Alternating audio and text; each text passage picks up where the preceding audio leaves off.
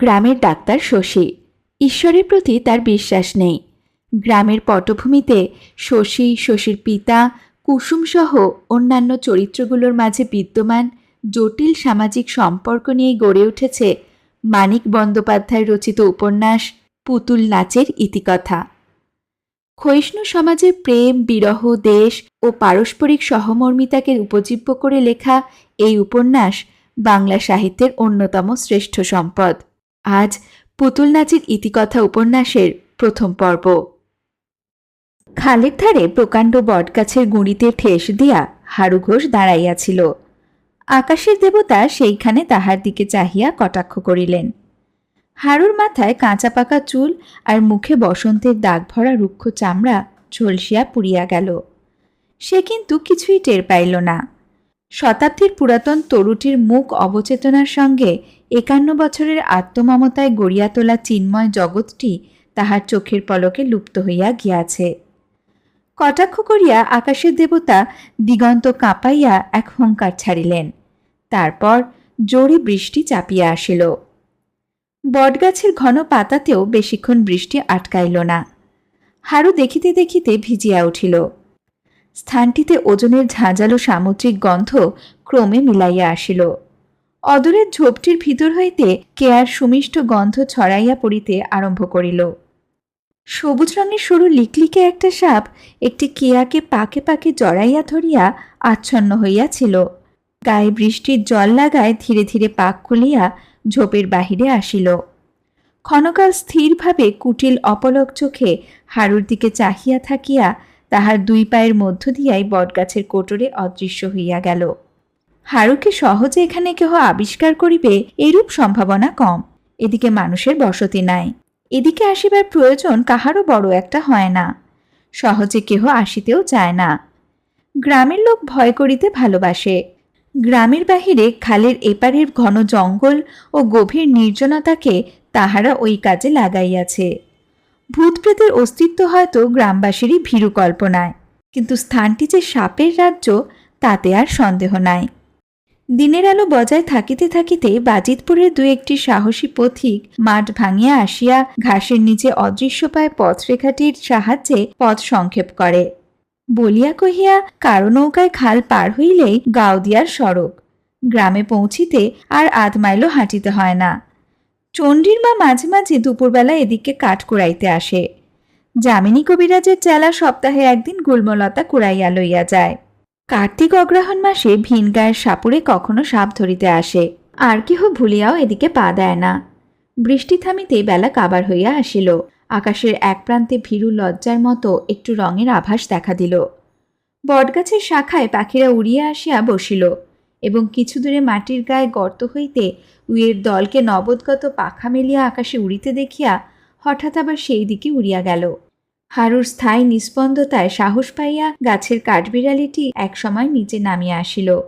ওদিকে বুঁদি গাছের জালে একটা গিরগিটি কিছুক্ষণের মধ্যে অনেকগুলো পোকা আয়ত্ত করিয়া ফেলিল। মরা শালিকের বাচ্চাটিকে মুখে করিয়া সামনের মাঠ দিয়া ছপছপ করিয়া পার হইয়া যাওয়ার সময় একটা শিয়াল বারবার মুখ ফিরাইয়া হারুকে দেখিয়া গেল। ওরা টের পায়। কেমন করিয়া টের পায় কে জানে। শশী বলিল, নৌকা ওদিকে সরিয়ে নিয়ে যা গোবর্ধন, ওই শ্যাওড়া গাছটার কাছে, এখান দিয়ে নামানো যাবে না। বটগাছটার সামনাসামনি খালের পাড় অত্যন্ত ঢালু, বৃষ্টিতে পিছলও হইয়া আছে। গোবর্ধন লগি ঠেলিয়া নৌকা পাশের দিকে সরাইয়া লইয়া গেল। ৭ মাইল তফাতে নদীর জল ২৪ ঘণ্টায় ৩ হাত বাড়িয়াছে। খালের স্রোতও বড় কম নয়।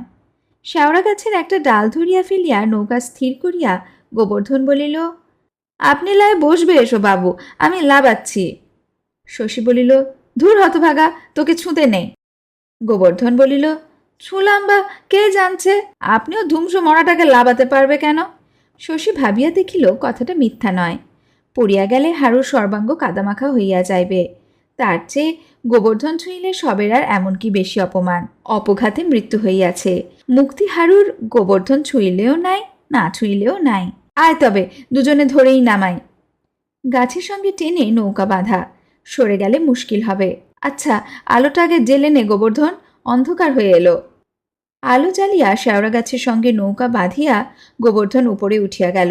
দুজনে ধরাধরি করিয়া হারুকে তাহারা সাবধানে নৌকায় নামাইয়া আনিল। শশী নিঃশ্বাস ফেলিয়া বলিল, দে নৌকা খুলে দে গোবর্ধন, আর দেখ ওকে তুই আর ছুঁস নে, আমার ছোবার দরকার। শশী শহর হইতে ফিরিতেছিল। নৌকায় বসিয়াই সে দেখিতে পায় খালের মনুষ্যবর্জিত তীরে সন্ধ্যার আবছা আলোয় গাছে ঠেস দিয়া ভূতের মতো একটা লোক দাঁড়াইয়া আছে। পাগল ছাড়া এ সময় সাপের রাজ্যে মানুষ ওভাবে দাঁড়াইয়া থাকে না।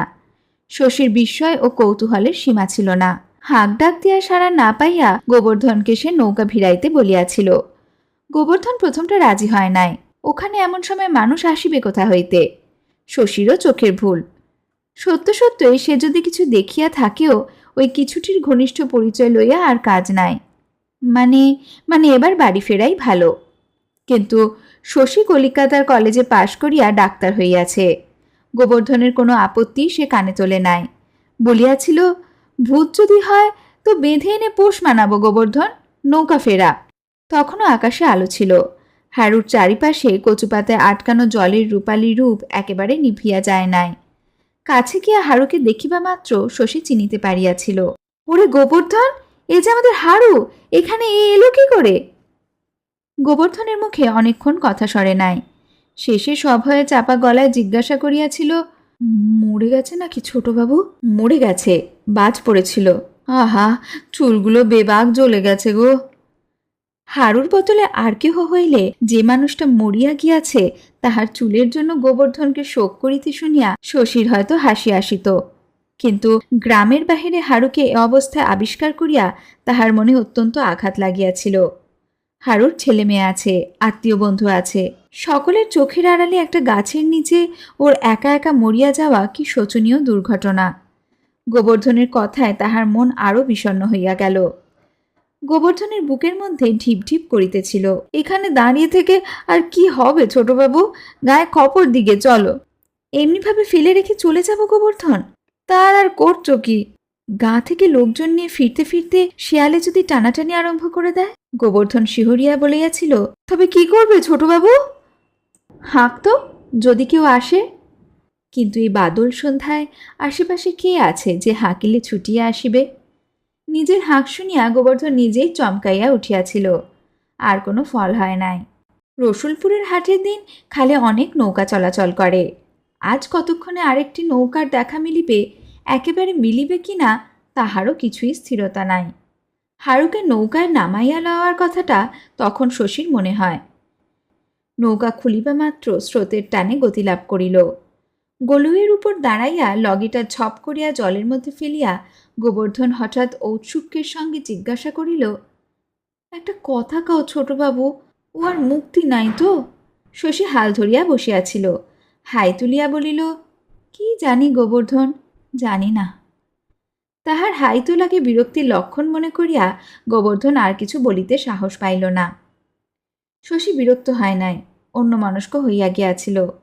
হারুর মরণের সংস্রবে অকস্মাৎ আসিয়া পড়িয়া শশীর কম দুঃখ হয় নাই। কিন্তু তার চেয়েও গভীরভাবে নাড়া খাইয়াছিল জীবনের প্রতি তাহার মমতা। মৃত্যু এক একজনকে এক একভাবে বিচলিত করে। আত্মীয় পরের মৃত্যুতে যাহারা মরা মানবের জন্য শোক করে, শশী তাহাদের মতো নয়। একজনকে মরিতে দেখিলে তাহার মনে পড়িয়া যায় না সকলেই একদিন মরিবে। চেনা অচেনা আপন পর যে যেখানে আছে প্রত্যেকে, এবং সে নিজেও। শ্মশানে শশীর শ্মশান বৈরাগ্য আসে না। জীবনটা তাহার কাছে অতি কাম্য, অতি উপভোগ্য বলিয়া মনে হয়। মনে হয় এমন একটা জীবনকে সে যেন এতকাল ঠিকভাবে ব্যবহার করে নাই। মৃত্যু পর্যন্ত অন্যমনস্ক হইয়া বাঁচিয়া থাকার মধ্যে জীবনের অনেক কিছুই যেন তাহার অপচয়িত হইয়া যাইবে। শুধু তাহার নয়, সকলের। জীবনে এই ক্ষতি প্রতিকারহীন। মৃত্যুর সান্নিধ্য এইভাবে এই দিক দিয়া শশীকে ব্যথিত করে। কিছুদূর সোজা গিয়া গাওদিয়ার প্রান্তভাগ ছুঁইয়া খাল পূব দিকে পরিবর্তন করিয়াছে। বাঁকের মুখে গ্রামের ঘাট। গাওদিয়া ছোট গ্রাম, ব্যবসা বাণিজ্যের ধার বিশেষ ধারে না। ঘাটও আর কিছুই নয়, কোদাল দিয়ে কয়েকটি ধাপ কাটিয়া দেওয়া হয়েছে মাত্র। ঘাটের উপরে একটা টিনের চালা আছে। পাটের সময় সেখানে পাট জমাইয়া বাজিতপুরের শশীর ভগ্নিপতি নন্দলালের গুদামে চালান দেওয়া হয়। ৩-৪ ক্ষেত চালান গেলে গাওদিয়ার পাট চালানের পাট ওঠে। তারপর সারা বছর চালাটা পড়িয়া থাকে খালি। গরু ছাগল মানুষ যাহার খুশি ব্যবহার করে। কেহ বারণ করিতে আসে না। ছালার সামনে চণ্ডীমার ছেলে চণ্ডী সারাদিন একটা কাঠের বাক্সের উপর কয়েক প্যাকেট লাল নীল কাগজ মোড়া বিড়ি ও রেকাবিতে ভিজা ন্যাকড়ায় ঢাকা খিলি পান সাজাইয়া বসিয়া থাকে। ঘাটে কয়েকটি ছোট বড় নৌকা বাঁধা ছিল, কিন্তু তাদের মধ্যে একটিতেও এখনো না আছে আলো, না আছে মানুষ। গোবর্ধনের মনে ভয় ছিল, তাহাকে নৌকায় পাহারা রাখিয়া শশী হয়তো নিজেই গ্রামে যাইতে চাহিবে। ঘাটে নৌকা বাঁধিয়ায় সে তাই বলিল, আমি তাহলে গায়ে খবর দিগে ছোটবাবু। শশী বলিল, যা, পা চালিয়ে যাস গোবর্ধন, আগে যাবি গোয়ালা পাড়ায়। নিতাই, সুদে, বংশী ওরা সবাই যেন ছুটে চলে আসে। বলিস আমি অন্ধকারে মরা আগলে বসে রইলাম, আলোটা তুই নিয়ে যা। যেতে যেতে ঘুরঘুরটি অন্ধকার হবে, পিছল রাস্তা। আলো লইয়া গোবর্ধন চলিয়া গেল। এতক্ষণে সন্ধ্যা হইয়াছে। আকাশ খুঁজিলে হয়তো এখনো একটু ধূসর আভা চোখে পড়ে, কিন্তু অন্ধকার দ্রুত গাঢ় হইয়া আসিতেছে। শশী ভাবিল, আর 15-20 মিনিট দেরি করিয়া বটগাছটার কাছে পৌঁছিলে হারুকে সে ঠাহর করিতে পারিত না। খাল দিয়া যাতায়াত করিবার সময় ভূত বা সাপের রাজ্যটির দিকে সে বারবার চোখ তুলিয়া তাকায়। আজও তাকাইত, কিন্তু হারুকে তাহার মনে হইত গাছের গুঁড়িরই একটা অংশ। হয়তো মানুষের আকৃতির সঙ্গে গাছের অংশটির সাদৃশ্য লক্ষ্য করিয়া আর হারুর পরনের কাপড়ের শ্বেতাভ রহস্যটুকুর মানে না বুঝিয়া তাহার একটু শিহরণ জাগিত মাত্র। কতদিন পরে শিয়ালের দাঁত ও শকুনির চঞ্চুতে সাফ করা হাড় কয়খানি তাহার মানুষ আবিষ্কার করিত কে জানে। পঞ্চুকে চণ্ডীর মা যেমন আবিষ্কার করিয়াছিল, সর্বাঙ্গে খাবলা খাবলা পচা মাংস, কোথাও হাড় বাহির হইয়া পড়িয়াছে। 2 হাতের মুঠার মধ্যে প্রকাণ্ড খড়ির সাপটা শুকাইয়া হইয়া আছে একেবারে দড়ি। স্রোতের বেগে নৌকা মৃদু মৃদু দুলিতেছিল। নৌকার গলুইয়ে সে দোলন একটা জীবন্ত প্রাণীর অস্থিরতার মতো পৌঁছিতেছে। নড়িয়া চড়িয়া শশী একসময় সোজা হইয়া বসে। মনে একটা বিড়ি ধরাইবার ইচ্ছা জাগিতেছিল, কিন্তু সেটুকু উৎসাহ সে যেন পায় না। তাহার চোখের সামনে চারিদিক ক্রমে গাঢ় অন্ধকারে ঢাকিয়া যায়। তীরের গাছগুলি জমাট বাঁধা অন্ধকারের রূপ নেয়। জলের উপর জনহীন নৌকা কখনো হালকা ছায়ার মতো আলগোছে ভাসিতে থাকে। মাথার উপর দিয়া অদৃশ্য প্রায় কতগুলো পাখি শাঁ শাঁ করিয়া উড়িয়া যায়। চারিদিকে জোনাকি ঝিকমিক করিতে আরম্ভ করে। এত কাছেও হারুর মুখ ঝাপসা হইয়া যায়। তাহার মুখখানা ভালো করিয়া দেখিবার চেষ্টায় ব্যর্থ হইয়া সে যে মরিয়া গিয়াছে, এই সত্যটি শশী যেন আবার নূতন করিয়া অনুভব করে। ভাবে, মরিবার সময় হারু কি ভাবিতেছিল কে জানে। কোন কল্পনা, কোন অনুভূতির মাঝখানে তাহার হঠাৎ ছেদ পড়িয়াছিল। মেয়ের জন্য পাত্র দেখিতে হারু বাজিতপুর গিয়াছিল, এটা শশী জানিত। পথ সংক্ষেপ করিবার জন্য ওই বিপথে সে পাড়ি জমাইয়াছিল। পথ তাহার সংক্ষিপ্তই হইয়া গেল, পাড়িও জমিল ভালোই। ঘণ্টা 2 পরে গোটা 3 লণ্ঠন সঙ্গে করিয়া হারুর 7-8 জন স্বজাতি আসিয়া পড়িল। নিস্তব্ধ ঘাটটি মুহূর্তে হইয়া উঠিল মুখরিত। শশী সাগ্রহে জিজ্ঞাসা করিল, নিতাই এসেছ নিতাই? নিতাই সাড়া দিল, আগে এই যে আমি ছোটবাবু। নিতাইয়ের দায়িত্ব জ্ঞান প্রসিদ্ধ। শশী অনেকটা ভরসা পাইল। হারুর বাড়িতে খবর দেওয়া হয়েছে নিতাই? হয়েছে ছোটবাবু। আলো উঁচু করিয়া ধরিয়া সকলে তাহারা ভিড় করিয়া হারুকে দেখিতে লাগিল। গোবর্ধনের কাছে ব্যাপারটা তাহারা আগাগোড়া শুনিয়াছিল, শশীর কাছে আর একবার শুনিল। তারপর ঘাটের খাজের উপর উবু হইয়া বসিয়া আরম্ভ করিয়া দিল জটলা। কিছুক্ষণের মধ্যে শশীর মনে হইল হারুর পরলোক গমন ওদের কথার মধ্যেই এতক্ষণে শোচনীয় হইয়া উঠিতেছে। বর্ষণক্ষান্ত বিষণ্ণ রাত্রে কালি পড়া লণ্ঠনের মৃদু রঙিন আলোয় হারুর জীবনের টুকরো টুকরো ঘটনাগুলি যেন দৃশ্যমান ছায়াছবির রূপ গ্রহণ করিয়া চোখের সামনে ভাসিয়া আসিতে লাগিল। হারুর পরিবারের ক্ষতি ও বেদনার প্রকৃতি উপলব্ধি যেন এতক্ষণে শশী আয়ত্ত করিতে পারিল। সে বুঝিতে পারিল সংসারে হারু যে কতখানি স্থান শূন্য রাখিয়া গিয়াছে, এই অশিক্ষিত মানুষগুলির মনের মাপকাঠি দিয়াই তাহার পরিমাপ সম্ভব। এতক্ষণ হারুর অপমৃত্যুকে সে বুঝিতে পারে নাই। হারুকে সে আপনার জগতে তুলিয়া লইয়াছিল, যেখানে শূন্য করিয়া রাখিয়া যাওয়ার মতো স্থান হারু কোনোদিন অধিকার করিয়াছিল কিনা সন্দেহ। নীরবে শশী অনেকক্ষণ তাহাদের আলোচনায় কান পাতিয়া শুনিল। শেষে রাত বাড়িয়া যাইতেছে খেয়াল করিয়া বলিল, তোমরা তাহলে আর বসে থেকো না নিতাই, রসিকবাবুর বাগান থেকে বাঁশ কেটে এনে একটা মাচা বেঁধে ফেলো। নিতাই প্রশ্ন করিল, সোজা মশান বিলে নিয়ে যাবে কি ছোটবাবু? শশী বলিল, না, ওর বাড়িতে একবার নামাতে হবে। হারুকে সোজাসুজি শ্মশানে লইয়া গেলে অনেক হাঙ্গামা কমিত, কিন্তু হারুর মেয়ে মতির জ্বর, সকলে শ্মশানে আসিলেও সে আসিতে পারিবে না। তাহাকে একবার না দেখাইয়া হারুকে পোড়াইয়া ফেলিবার কথাটা শশী ভাবিতেও পারিতেছিল না। মতির কাছে খবরটা এখন কয়েকদিনের জন্য চাপিয়া যাওয়ার বুদ্ধিও বাড়ির কাহারও হইবে কিনা সন্দেহ। মতি জানিতে পারিবে তাহারই জন্য বর খুঁজিতে গিয়া ফিরিবার পথে হারু অপঘাতে প্রাণ দিয়াছে। জ্বর গায়ে এই বর্ষার রাত্রে হয়তো সে শ্মশানে ছুটিয়া আসিবে, জোর করিয়া বাড়িতে আটকাইয়া রাখিলে আর সকলকেই হয়তো সে ক্ষমা করিবে, নিয়তিকে পর্যন্ত, কিন্তু শশীকে সে সহজে মার্জনা করিবে না। বলিবে, আপনি থাকতে আমাকে একটিবারও না দেখিয়ে বাবাকে ওরা পুড়িয়া ফেলেছিল গো। রসিকবাবুর বাগান হইতে বাঁশ কাটিয়া আনিয়া মাচা বাঁধা হইল। তারপর হারুকে মাচায় শোয়াইয়া হরিবোল দিয়া মাচাটা তাহারা কাঁধে তুলিয়া লইল। শশী কহিল, এখন তোমরা হরিবোল দিও না, হারু শ্মশান যাত্রা করেনি, বাড়ি যাচ্ছে। কথাটা এমন করিয়া শশী ইচ্ছা করিয়া বলে নাই, নিজের কথায় নিজেরই চোখ দুটি তাহার সজল হইয়া উঠিল। রাস্তাটি চওড়া মন্দ নয়, কিন্তু কাঁচা। বর্ষাকালে কোথাও এক হাঁটু কাদা হয়, কোথাও এঁটেল মাটিতে বিপজ্জনক রকমের পিছল হইয়া থাকে। গরুর গাড়ির চাকাতেই রাস্তাটির সর্বনাশ করে সবচেয়ে বেশি। বর্ষার পর কাদা শুকাইলে মনে হয় আগা গোড়া যেন লাঙল দিয়া চষিয়া ফেলা হইয়াছে। শীত পড়িতে পড়িতে পথটি আবার সমতল হইয়া যায় সত্য, কিন্তু লক্ষ লক্ষ ক্ষতের উঁচু সীমানাগুলি গুঁড়া হইয়া এত ধুলা হয় যে পায়ের পাতা ডুবিয়া যায়। ফাল্গুন চৈত্র মাসে বাতাসে ধুলা উড়িয়া দুপাশের গাছগুলিকে বিবর্ণ করিয়া দেয়। গ্রামে ঢুকিবার আগে খালের সঙ্গে সংযুক্ত নালার উপর একটি পুল পড়ে। পুলের নিচে স্রোতের মুখে জাল পাতিয়া নবীন মাঝি সেই অপরাহ্ন হইতে বুক জলে দাঁড়াইয়া আছে। নিতাই ডাকিয়া বলে, কি মাছ পড়ল মাঝি? নবীন বলে, মাছ কোথা ঘোষমশাই, জল বড় বেশি গো। মাগুর টাগুর পেলি নবীন? পেলে আমাকে একটা দিস, ছেলেটা কাল পথ্যি করবে। নবীন মিথ্যা জবাব দেয়, বলে, জলে দেরিয়ে কি মিছা কথা কইছি? এত জলে মাছ পড়ে না, এদিকে 3 হাত ফাঁক রয়েছে, দেখছো নি? হারুর মরণের খবরটা সে শান্তভাবে গ্রহণ করে, বলে, লোক বড় ভালো ছিল গো, জগতে 70 নেই। তারপর বলে, এই বছর জানো ঘোষমশাই, অদেষ্ট সবার মন্দ, 3 বর্ষা নাবলো না, এর মধ্যে জল কামড়াতে নেগেছে। দিন নাই রাত নাই, জলস্থলে নবীনের কঠোর জীবন সংগ্রাম।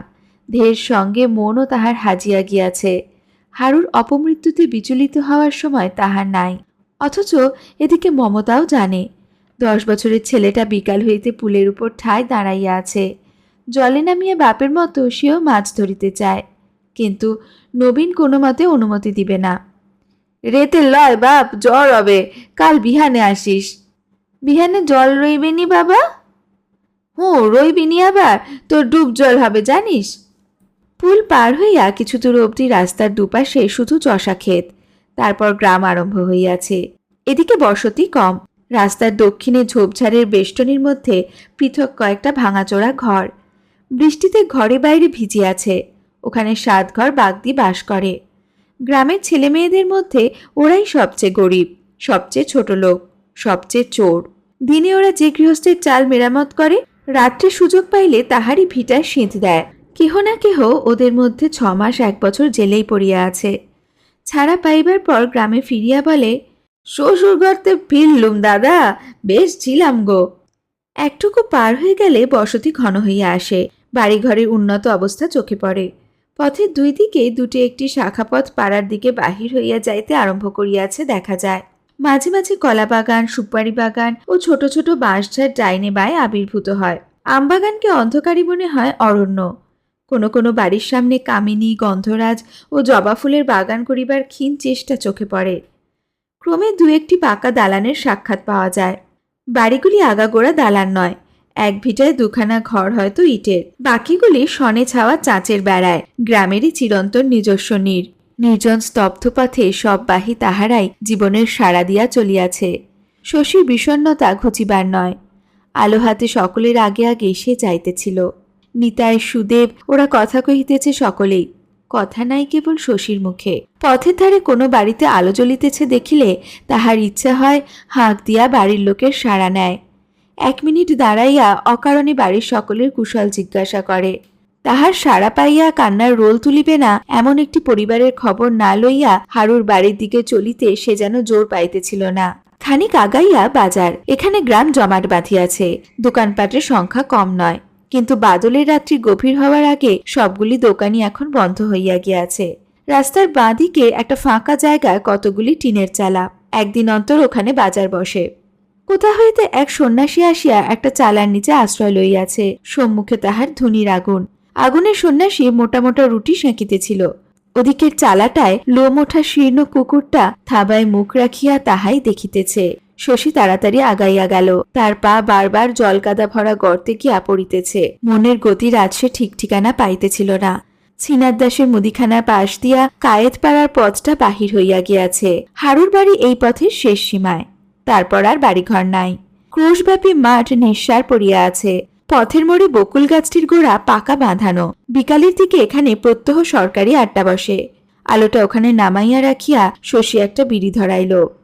চাহিয়া দেখিল গাছের নিচে শুকনো ডাল ও কাঁচা পাকা পাতার সঙ্গে পাতার উপর ন্যাকড়া জড়ানো একটা পুতুল পড়িয়া আছে।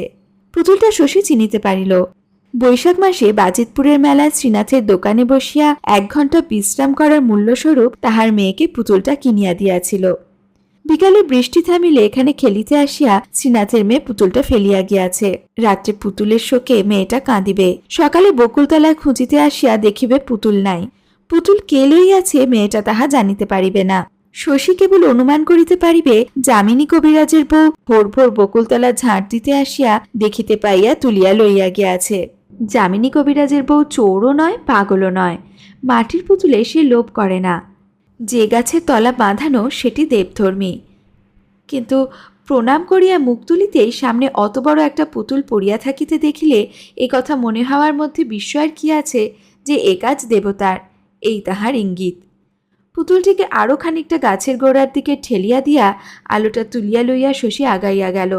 বলিল, সাবধানে পা ফেলে চলো নিতাই, আস্তে পা ফেলে চলো, ফেলে দিয়ে হারুকে কাদা মাখিও না যেন। কি রাস্তা! কায়েতপাড়ার সংকীর্ণ পথটির দুদিকে বাঁশঝাড়ের মশা ভনভন করিতেছিল। যামিনী কবিরাজের গোয়ালের পিছনটাতে 3 মাসের জমানো গোবর পচিয়া উঠিয়াছে। ডোবার মধ্যে সারা বছর ধরিয়া গজানো আগাছার জঙ্গল এখন বর্ষার টুবুটুবু জলের তলে হাঁপাইয়া হাঁপাইয়া বিষাক্ত হইয়া উঠিয়াছে। খানিক দূর আগাইয়া হারুর বউয়ের মরা কান্না তাহাদের কানে ভাসিয়া আসিল। পরবর্তী পর্বে আমরা জানব শশীর জীবন কিভাবে ভিন্ন হয়ে গেছে তার নিজের গ্রামের মানুষদের থেকে।